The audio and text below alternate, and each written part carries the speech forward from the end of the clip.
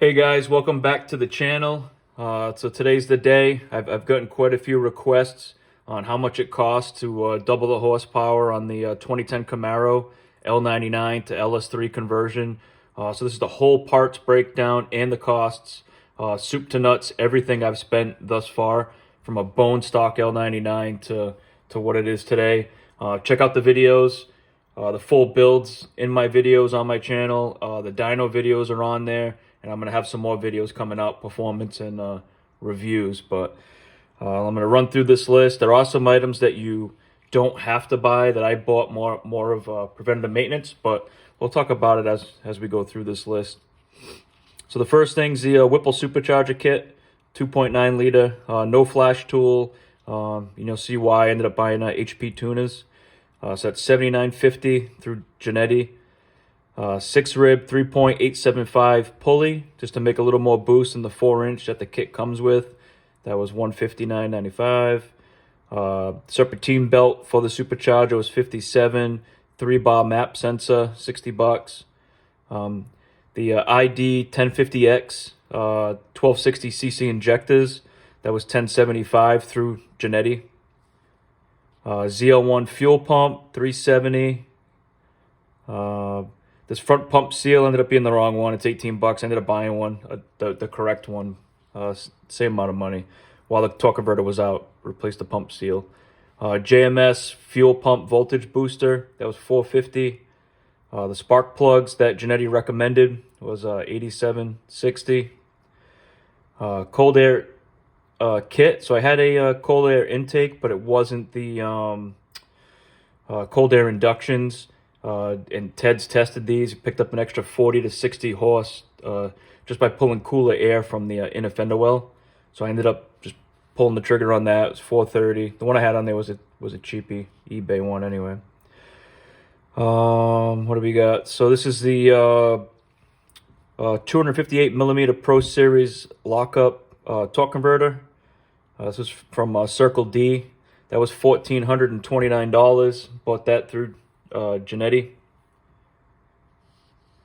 I even put the shipping on here. So the shipping for all this kit when I bought it was $510. HP tuners was $400. Again, I bought that through Genetti. The tuner license, you needed 3 credits. That was $165 due to the automatic transmission. Dyno, so Ted had sent me a startup tune. So that was $550. It was spot on. I mean, the car, you'll see in the video, the first startup, it stumbled first. I think just because it's still building up fuel pressure to the rail. The second time we cranked it, it fired right up and it came down to an idle. And I actually drove it on that startup tune to check for leaks before I brought it to him. I didn't hammer it or anything, but it was good enough to drive around. So that was great. Could check for leaks before getting it to him. $30 for shipping. So this was from Glenn's Auto Performance. I bought the DoD VVT delete kit and a few other items. So while I was in there, I did the timing chain, which is a spot you could save some money. I don't recommend it. That'd be $60. Melon oil pump. It was the standard volume, standard pressure. Kind of wish I went with the higher volume, but that was $100. This is what he recommended. So the DoD delete kit was $1,420. So that's savings right there. If you're not an L99, you're an LS3, you won't have to do all that. But I did. The stuff that comes with the kit, I'll just go right down. So you get the head gaskets, water pump gaskets, crank bolt, ARP cam bolts, the Delphi lifters, Chevrolet Performance lifter trays, auto VVT to non-VVT adapter, time and chain damper, 3-bolt cam gear, and the time and chain cover. That was, again, all part of the kit. And the kit was this part number right here. BTR. I'm sorry about that. Let me lift this up. BTR DoD LS3 kit -4. All right, so next page. I'll get this lined up here. Again, part of the kit. So I went with the BTR Stage 2 kit. Stage 2 cam, rather. That was part of the kit. LS springs, the BTR Platinum LS spring kit. BTR chrome moly push rods, that was part of the kit. Head bolts, header gaskets. So that was all part of the kit from here up. It was a pretty good deal. It's nice that it came with pretty much everything. I ended up getting a set of BBK headers, long tube, open box from American Muscle for $5.85. So that was a savings right there. I mean, a good set of headers are double that. So I scored and saved some money there. I went with Taylor spark plug wires, $64. I'm just going to round up. Upper radiator hose. Again, this is small things that you don't have to buy. The car is, what, 15 years old, 14, 15 years old. Mine has over 100,000 miles on it. So rubber and plastic items, while they're out and they're in my hands, I replaced them. Cam plate. This is something that doesn't come with the kit for whatever reason. I would definitely get, it says camp, but it's the it's the cam plate. GM. I like to use the GM parts if I can get them. LS oil cooler block off bypass plate. This is one that's for a big debate. Whether or not you need it. That's more of a heater, in my opinion, to get it up to temp quicker than an oil cooler. I bypassed it. They leak notoriously. The actual heat exchangers leak after a while. The heat exchanger wasn't leaking on mine, but where it mounts to the block, it was leaking. So I bypassed that. You want your oil temp to get up there. You want it to be at least 210 or hotter to get the moisture out of there. So I bypassed that. I mean, blocked it off rather. Rocker arm trunnion kit. It's another thing that doesn't come in the kit. I think it should. It's 125 bucks. I bought the trunnion kit, did it myself. There's a video of me doing that. OEM exhaust clamps. These are actually hard to find for just slip-on clamps. GM. So I bought one from each store on eBay that I could find. But that is the correct part number if you want to look it up and see if you can get them somewhere else. So it's 45 and 40 bucks. The GM engine block coolant water brass plugs. That's the other end. When you block off that oil cooler block off bypass plate, you got to also block off the coolant that goes through the heat exchanger. So that's what that brass plug's for. That was 20 bucks. Lower radiator hose. Another thing I should say too, the upper radiator hose, that's the right part number to not have the T in it for the cooler. So this is not the right part number if you're going to keep the stock oil cooler. Just something to think of. Water pump, I replaced that while it was off. Again, that's something that you could use yours. For 200 bucks for GM pump, I swapped that out. Engine oil sensor, again, it's off. It's 42 bucks for GM part. I replaced it. Coolant sensor, same thing, 22 bucks. O2 sensor extenders from BBK, had to get that, 70 bucks with the headers. Gasket cinch, this is just, I mean, it's just consumables, $15. But you want this for, it's like a rubber cement to hold down your intake gaskets while you're putting the supercharger on.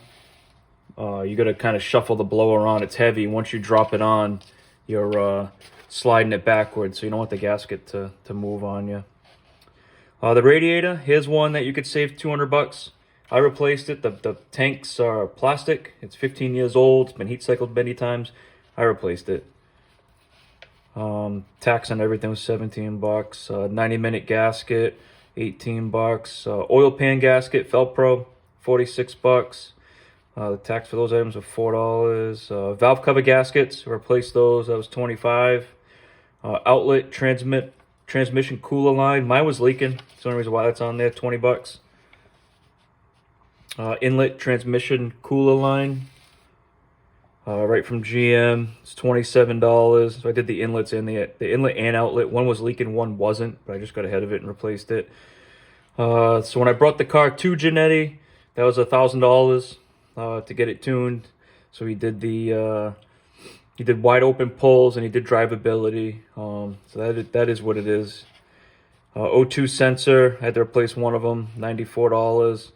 Another score I had was this MagnaFlow Competition 3-inch catback.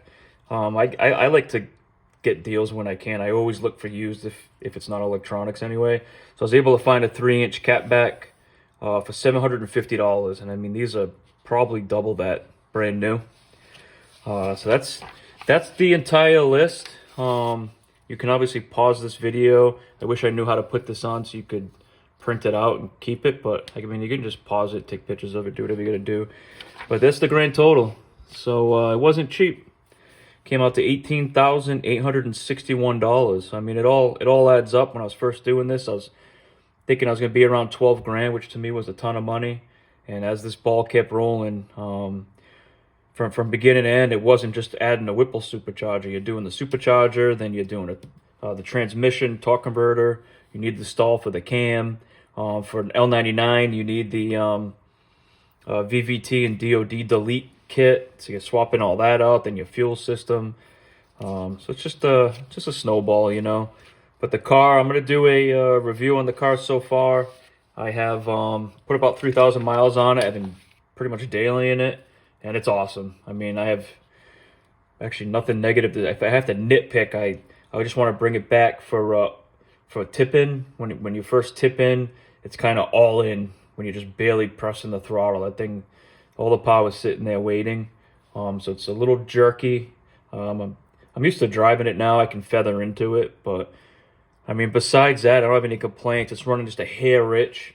I think Ted just had it a little more on the conservative side. Now that I put the competition series exhaust wasn't on it when I brought it to get tuned, so I think it's just running just a hair richer. But I'm probably going to pulley down one more to see if I can get 12 pounds of boost and see if I can get 800 tire out of it. I don't want to chase a number, but at the same time I do. I think it'd be pretty cool to say this thing's putting down 800 horse. But so that's it, guys. That's the video. I hope this helps whoever's gonna go through and do this project. Maybe this is your recipe right here. I mean, I wish I had this. I spent a lot of time trying to get this combination down.